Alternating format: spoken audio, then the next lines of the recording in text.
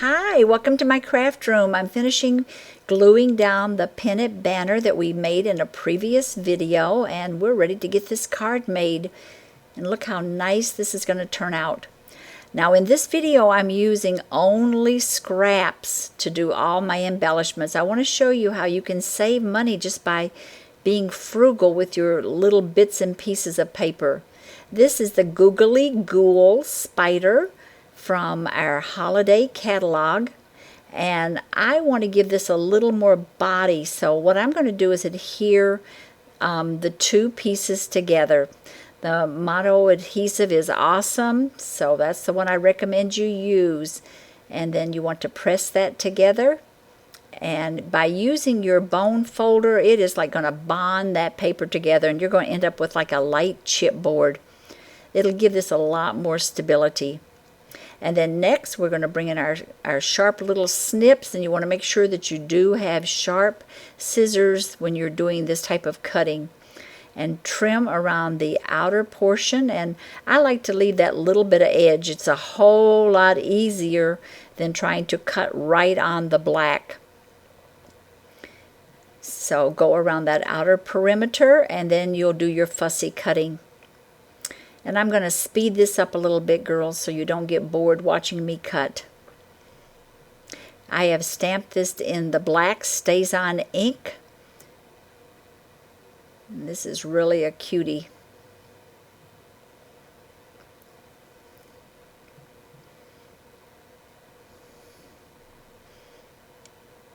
Almost finished.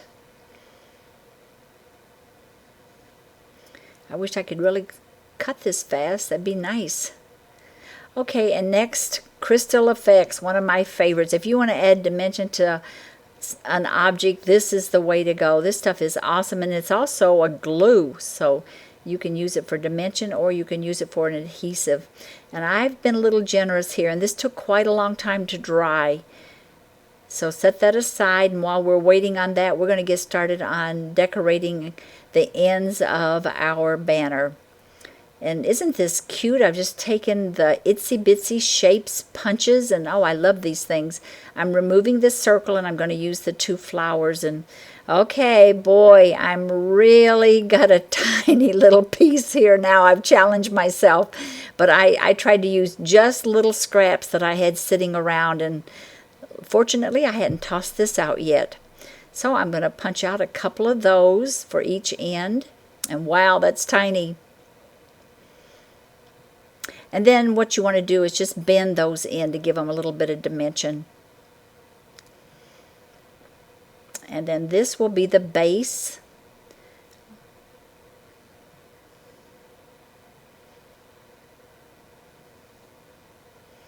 And add a little bit of adhesive and adhere that on.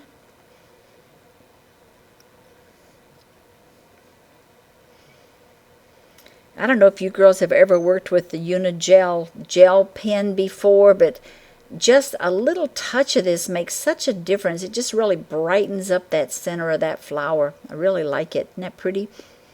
Okay, now I'm adding my adhesive to the ends of my banner, and then bring in my little flowers, kind of press those up. And you can see that I have the baker's twine on the banner that went across, and I wanted something a little bit different for this one, swaying down. Okay, looks pretty. This is the seasonal sayings from our holiday catalog, and I'm using the Tangerine Tango ink pad for this. You want to ink that up really, really well. We're going to be working with a Happy Halloween. You want to have that Halloween right at the edge of that card, the vanilla cardstock.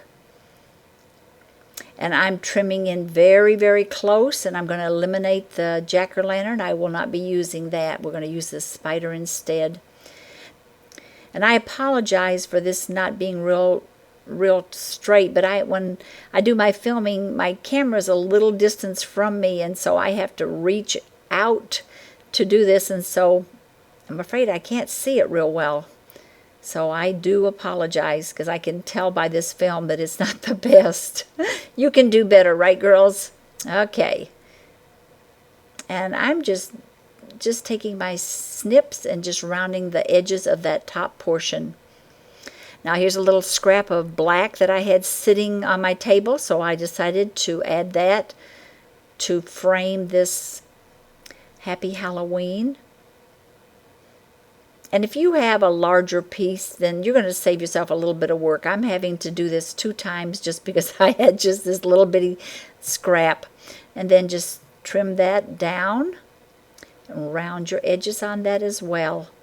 And now we'll just repeat that same process. We will add more adhesive to the back and adhere that second portion. We just want a little bitty lip of this showing.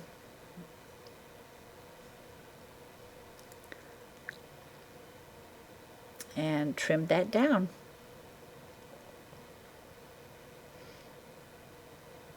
And now I'm going to frame this with the Howl's Tooth and Scaring Bones designer paper. I just love this paper. Oh, I think it is so cool. I love the orange. Very bold. Now what I'm going to do is where I made that mark on the side, I'm going to bring my ruler in and I'm going to line that up so it's perfectly straight with my edge, and I'm going to make a pencil mark so I can see exactly where to stop with my trimmer. Bring that down to that pencil mark, and there it is, and voila. Now it's stuck because I've got that adhesive on my paper trimmer. Sorry about that. And just repeat that. And that should have pulled out, but it's adhered to my trimmer. Okay, now let's adhere that onto there.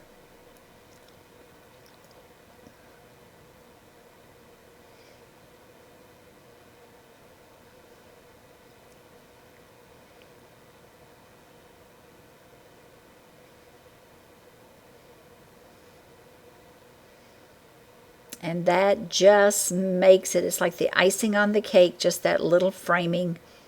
And I'm putting this near my edge of my spider web. Don't you just love the two-tone effect that's achieved by brayering on that embossing folder?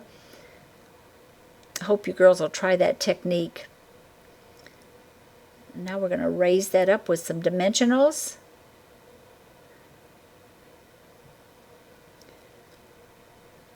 And next I'm bringing in my paper piercer, and I have it on my mat, and I'm going to punch 2 or 3 times to make that hole so I can work this embroidery floss into that.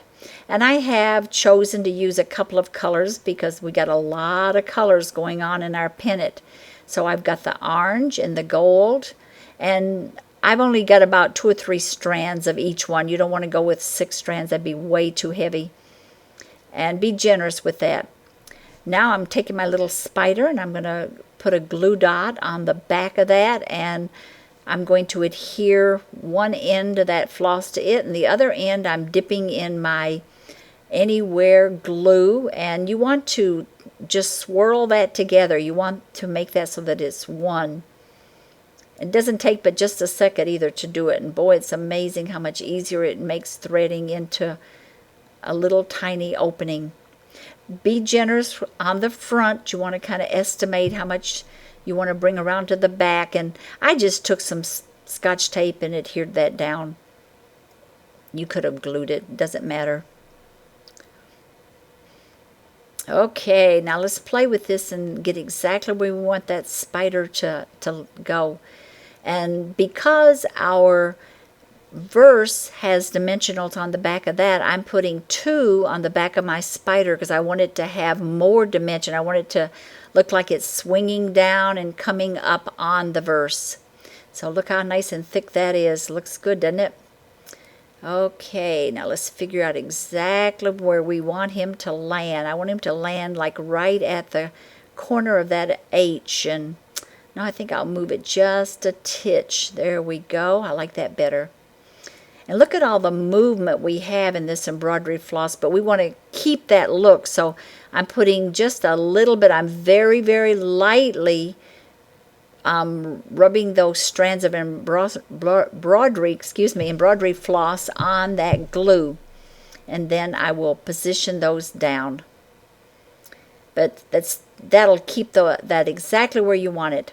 Okay, now the multi-purpose. I'm using the broad tip of this, and I'm going to go over that, but I do not want it right at the edge of my cardstock. I want it in a little bit so that it looks loose.